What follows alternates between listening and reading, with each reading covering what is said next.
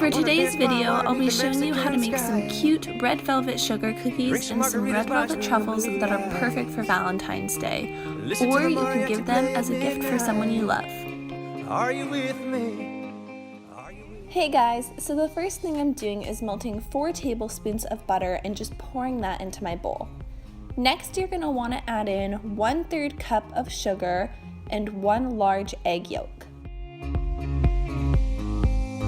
Are you with me? Now go ahead and pour in a 1/2 teaspoon of vanilla. Personally, with everything I bake, I add a little more just to make it a little sweeter. Now add in a teaspoon of red food dye. I ended up using a little more later in the video just because I wanted my cookies to turn out a little more red. Then go ahead and stir that really well. Once your dough is mixed, go ahead and evenly distribute a 1/2 cup plus 1 tablespoon of flour, 2 tablespoons of unsweetened cocoa powder, a 1/4 teaspoon of baking soda, and a pinch of salt. Listen to the Mariah play at midnight. Are you with me? Are you with me? Now go ahead and mix that until combined. At first it's going to be a little hard, but once you get going, the dough goes together a lot easier. Shape your dough into a ball and then go ahead and split that in half. From each half, you should be able to get 3 cookies. At first, I didn't know this recipe was so small, guys, so if you want to make it bigger, double or triple the recipe. Listen to the Mariah play at midnight. Are you with me? Are you with me? Now go ahead and pop those in the oven at 350 degrees for 10 to 12 minutes. While the cookies are cooling, go ahead and draw or trace out a heart shape and add a tab to the side.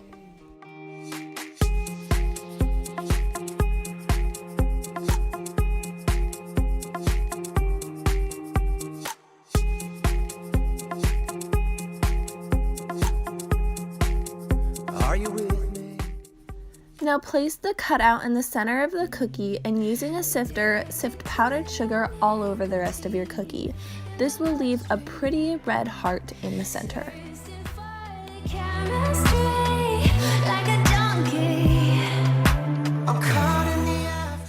And that is how you make red velvet sugar cookies perfect for Valentine's Day. For this next dessert, you're going to want to grab a box of red velvet cake mix and prepare it according to the package directions. My recipe called for 1 1/4 cups of water, a 1/2 cup oil, and 3 eggs.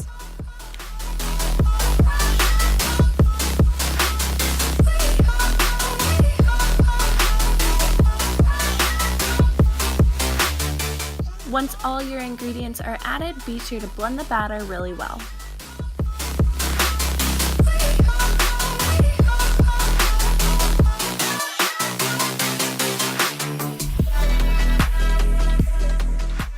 Once you're done mixing the batter, go ahead and spray a cake pan with non-stick cooking spray and pour the batter into the cake pan.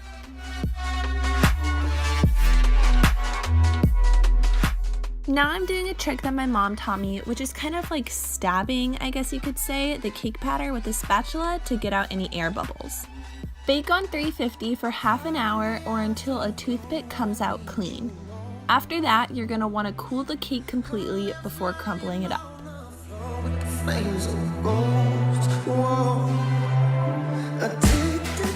Now this is the fun part. You get to crumble up the cake you just made.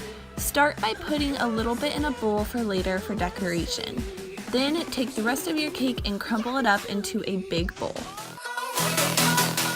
Then add in your softened cream cheese and mix until combined. I started out by using a spatula, but it wasn't working very well, so I just used my hands for the rest of it. Also, make sure to wash your hands before you do this.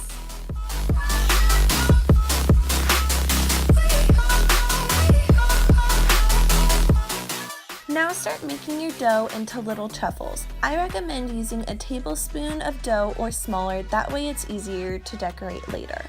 After you've made all the truffles, you're going to want to pop that in the fridge and chill it until firm. Now you're going to want to melt your white chocolate. I made the mistake of putting in coconut oil, which I thought would thin it out and help to really just coat the ball better.